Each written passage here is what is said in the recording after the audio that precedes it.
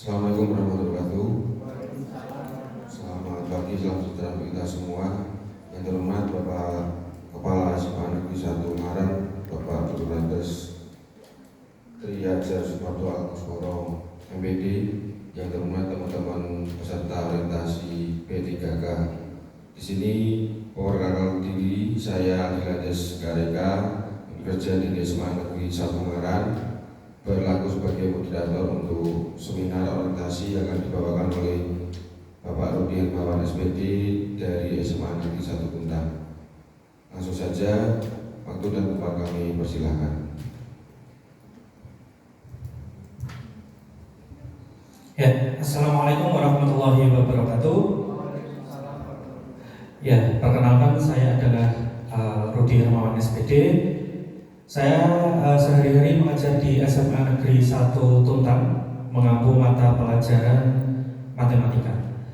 Di kesempatan kali ini perkenalkan saya untuk mempresentasikan laporan RHK yang mana ini menjadi salah satu bagian atau tugas akhir dalam mengikuti orientasi P3K tahun 2024. Ya, di sini ini adalah screenshot dari praktik kinerja PMM saya, yang mana untuk di sekolah saya SMA Negeri 1 Tuntang ini untuk pengelolaan kinerja kita berfokus di keteraturan suasana kelas. Yang selanjutnya, ya, kemudian untuk tugas tambahan, saya mendapatkan tugas tambahan sebagai wali kelas. Sama seperti rekan yang sebelumnya tadi, saya sebagai wali kelas di kelas 10-3. Ya, ini adalah pengembangan kompetensi yang saya ikuti. Di situ saya mengambil 4 pengembangan kompetensi, yang mana itu untuk yang di poin pertama untuk pelatihan mandiri PMM itu saya belum mendapatkan sertifikat.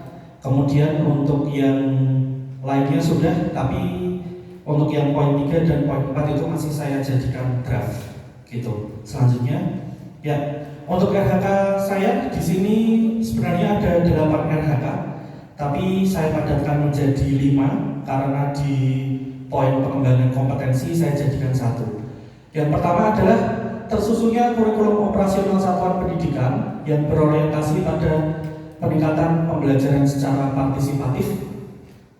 Kemudian RHK-nya adalah tersusunnya KOSP sebagai acuan dalam peningkatan pembelajaran. Kemudian indikator kinerja individu, tingkat kombinasi dalam penyusunan dokumen KOSP.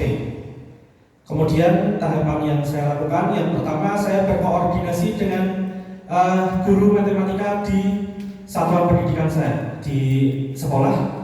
Kemudian melakukan pembagian penyusunan perangkat ajar dengan guru matematika yang ada di sekolah.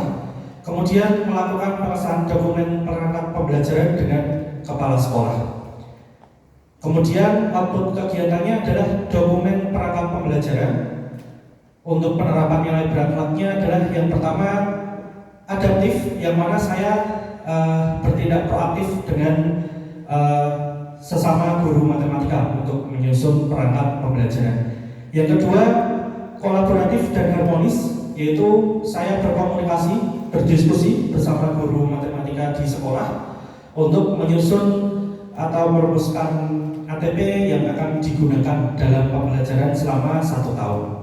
Kemudian yang ketiga, akuntabel, yang saya tunjukkan dengan membuat atau menyusun perangkat pembelajaran dari CP, ATP, KKTP hingga modul ajar.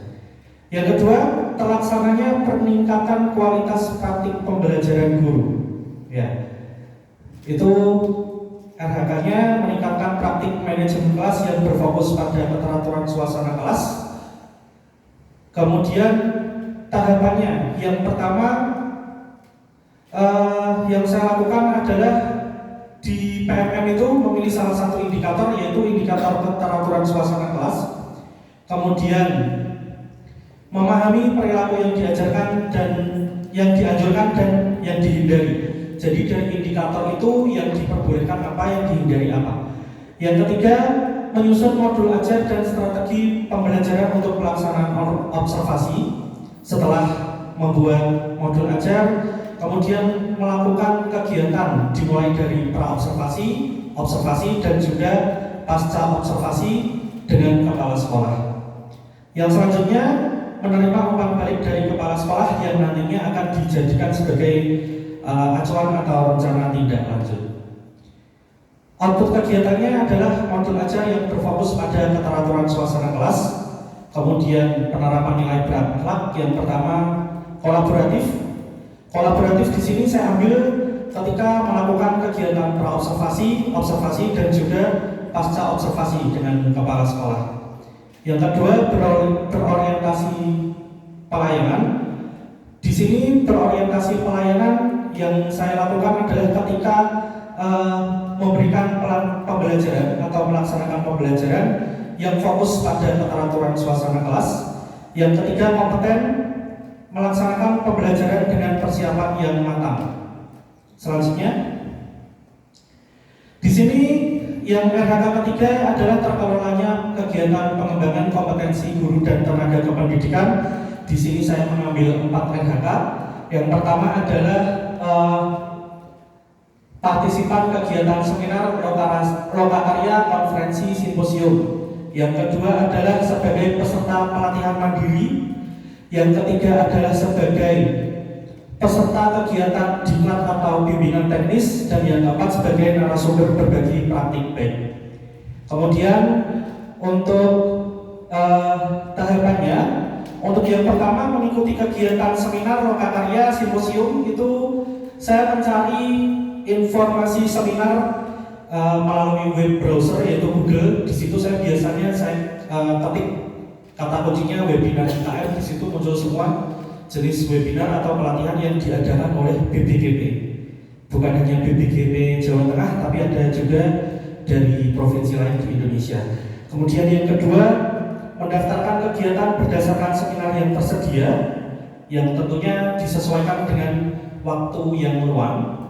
Yang ketiga, mengikuti kegiatan webinar dari awal hingga akhir, kemudian mendapatkan sertifikat setelah menyelesaikan webinar. Jadi dalam webinar IKM yang diselenggarakan di BPGP itu ada tahapannya, mulai dari pretest, kemudian mengikuti webinar, ada post-testnya juga, dan ada presensi. Setelah itu semua terisi, kita baru mendapatkan sertifikat dari BPGP. Kemudian yang kedua, melakukan pelatihan mandiri di PMM. Itu tentunya yang pertama kita membuka PMM dulu, kemudian setelah itu memilih salah satu topik yang akan diselesaikan. Kemudian yang ketiga tentunya adalah mengerjakan atau mengikuti pelatihan di PMM dari awal hingga pembuatan aksi nyata. Output kegiatannya sertifikat webinar dari BPGP, kemudian sertifikat penyelesaian topik PMM, kemudian sertifikat diklat dan bimbingan teknis, lalu ada juga sertifikat narasumber berbagi praktik baik. Kemudian untuk penanaman nilai berakhlak, yang pertama ada adaptif. Adaptif itu saya mencari informasi dari berbagai sumber, salah satunya tadi dari webinar IKM, itu adaptif. Kemudian yang kolaboratif adalah saya berkomunikasi dengan MGMP Matematika di Kabupaten Semarang. Itu ketika saya ingin menjadi narasumber berbagi praktik baik. Yang ketiga, saya melakukan kegiatan pelatihan pengembangan kompetensi, yaitu kompeten. Dan yang keempat adalah saya mendapatkan pengetahuan baru, sertifikat kegiatan, kemudian menerapkan pengetahuan tersebut dalam kegiatan belajar mengajar. Itu akuntabel. Yang selanjutnya lagi, ya. Yang keempat adalah terkelolanya pelaksanaan pembelajaran yang berfokus pada implementasi KOSP. Di situ tahapannya yang pertama menyusun program dan target capaian, yang mana di situ yang pertama adalah diskusi dengan waka kurikulum dan MGMP Matematika di sekolah. Yang kedua menyusun rencana pelaksanaan pembelajaran. Yang ketiga menyiapkan buku agenda mengajar. Yang selanjutnya pelaksanaan kegiatannya melakukan presensi saat kegiatan pembelajaran, dan yang ketiga mengisi jurnal mengajar di kelas. Yang selanjutnya melakukan evaluasi kegiatan pembelajaran. Outputnya adalah perangkat pembelajaran dan perangkat penilaian atau assessment. Untuk penerapan nilai berakhlak, yang pertama harmonis dan kolaboratif. Di situ saya melakukan diskusi dengan guru matematika di sekolah. Yang kedua, memberikan pendampingan penuh kepada peserta didik, yang mana itu termasuk dalam berorientasi pelayanan. Yang ketiga, menyusun dan melaksanakan program pembelajaran dengan jujur, bertanggung jawab, dan disiplin. Itu adalah akuntabel. Yang terakhir, RHK yang kelima adalah terkelolanya penugasan guru dan tenaga kependidikan untuk mewujudkan penyelenggaraan pembelajaran yang berkualitas. Di situ saya mendapatkan tugas tambahan sebagai wali kelas. Untuk kegiatan dan tahapan sama seperti yang tadi disampaikan rekan saya. Yang pertama adalah pendataan awal siswa. Kemudian setelah mendata awal siswa dari biodatanya, identitas siswa, yang kedua adalah membentuk struktur organisasi pengurus kelas. Yang ketiga, membentuk regu piket. Di situ membentuk regu piket awalnya saya berikan secara independen dulu siapa yang mau piket di hari Senin sampai Jumat. Kemudian ketika ada siswa yang belum mendapatkan jadwal piket, saya bagi melalui spin wheel yang ada di Google. Kemudian menyusun keyakinan kelas. Di sini saya menyusun keyakinan kelas juga menggunakan beberapa pertanyaan, kemudian dirumuskan bersama-sama dengan satu kelas. Yang kedua, program harian, yaitu melakukan pengawasan kehadiran peserta didik, ya sama seperti tadi yang disampaikan oleh Ibu Fariha dan Ibu Isna tadi, bahwa siswa di kelas 10 di sekolah kami ini sangat beragam, berbagai bentuk keunikannya. Nah, ini harus melakukan pengawasan kehadiran terhadap peserta didik secara intensif. Yang kedua, memantau pelaksanaan piket. Yang ketiga, program mingguan, sama mendampingi program Jumat Rehat Berwali. Jadi Jumat Rehat Berwali ini akronim dari program di SMA Negeri 1 Tuntang, yang mana di minggu pertama dilaksanakan Jumat Religi, yang kegiatannya berupa doa bersama. Kemudian yang di minggu kedua ada Jumat Sehat, itu bersih-bersih sekolah dan kelas. Kemudian yang minggu ketiga ada Jumat Bersih. Itu tadi Jumat Bersih ya. Kemudian yang selanjutnya Jumat Sehat, itu adalah biasanya dilaksanakan dengan senam. Kemudian yang di minggu terakhir itu ada pembinaan wali kelas.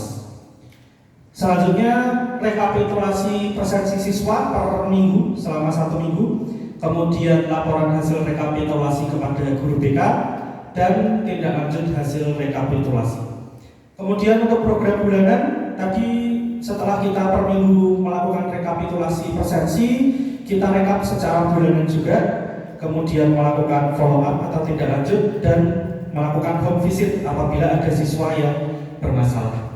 Program semester dan program tahunan sama, yaitu pengisian buku rapor dan pembagian rapor. Untuk kegiatan akhir ada evaluasi program dan juga pelaporan. Untuk output kegiatannya, dokumen laporan wali kelas. Untuk penerapan nilai berakhlaknya, yang pertama ada kolaboratif. Itu di situ saya bekerja sama dengan guru BK untuk memecahkan masalah yang dihadapi oleh siswa. Kemudian juga melaksanakan komunikasi dengan wali murid terkait pembinaan peserta didik. Yang selanjutnya ada berorientasi pelayanan. Jadi saya membina peserta didik dengan penuh rasa tanggung jawab. Yang ketiga adalah loyal. Jadi di sini loyal itu ketika saya melaksanakan home visit, saya menjaga nama baik sekolah. Mungkin itu saja pemaparan yang dapat saya sampaikan. Saya kembalikan kepada moderator. Terima kasih Pak Rudi. Demikian pemaparan yang sudah dilaksanakan oleh Bapak Rudi Hermawan.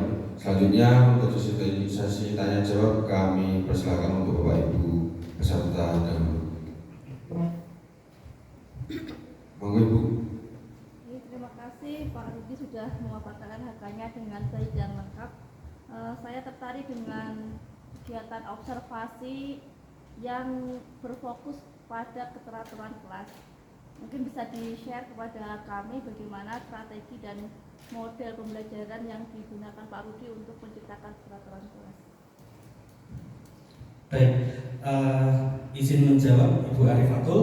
Jadi untuk pelaksanaan observasi yang berorientasi pada keteraturan suasana kelas, yang pertama saya mengingatkan siswa tentang kesepakatan kelas atau keyakinan kelas yang sudah dibuat, khususnya untuk pembelajaran matematika di Jansai, gitu. Kemudian yang kedua, setelah itu yang saya lakukan adalah mengkondisikan peserta didik dulu, yang mana itu untuk membangun konsentrasi peserta didik melalui ice breaking. Kemudian yang ketiga, memberikan melaksanakan pembelajaran mulai dari awal hingga akhir. Di situ ada tahap diskusi juga, ada tahap menyelesaikan permasalahan, kemudian juga mengintegrasikan pembelajaran dengan menggunakan IT. Itu yang saya lakukan.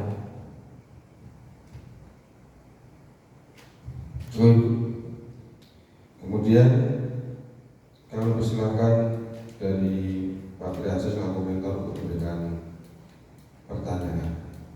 Terima kasih untuk Pak Rudi. Tadi disampaikan tentang kita selaku guru proaktif ya dalam diskusi dengan guru lain dan sebagainya. Nah, yang ingin saya tanyakan, tentu saja tidak semua guru itu proaktif, ada guru yang kurang aktif dan sebagainya. Nah, jika hal itu terjadi pada Pak Rudi, apa yang Pak Rudi lakukan menghadapi teman guru yang ketika diajak memutuskan sesuatu kurang proaktif, diskusi tentang sesuatu tidak proaktif dan sebagainya. Ya, baik. Mohon izin menjawab Bapak. Ketika saya melakukan diskusi dan ada rekan yang tidak proaktif, misalnya dalam hal tidak bisa memutuskan suatu kondisi atau permasalahan, mungkin saya akan mencoba melakukan pendekatan personal yang pertama. Kemudian yang kedua, untuk memutuskan suatu permasalahan mungkin saya akan memberikan beberapa opsi gitu Pak, yang mungkin dapat menjadi salah satu solusi yang bisa efektif untuk digunakan untuk mengatasi permasalahan tersebut. Gitu Pak. Terima kasih. Demikian pemaparan rencana hasil kerja dari Pak Rudi Hermawan. Kami selaku moderator, mohon maaf bila mana ada salah kata, salah sikap. Terima kasih. Wassalamualaikum warahmatullahi wabarakatuh.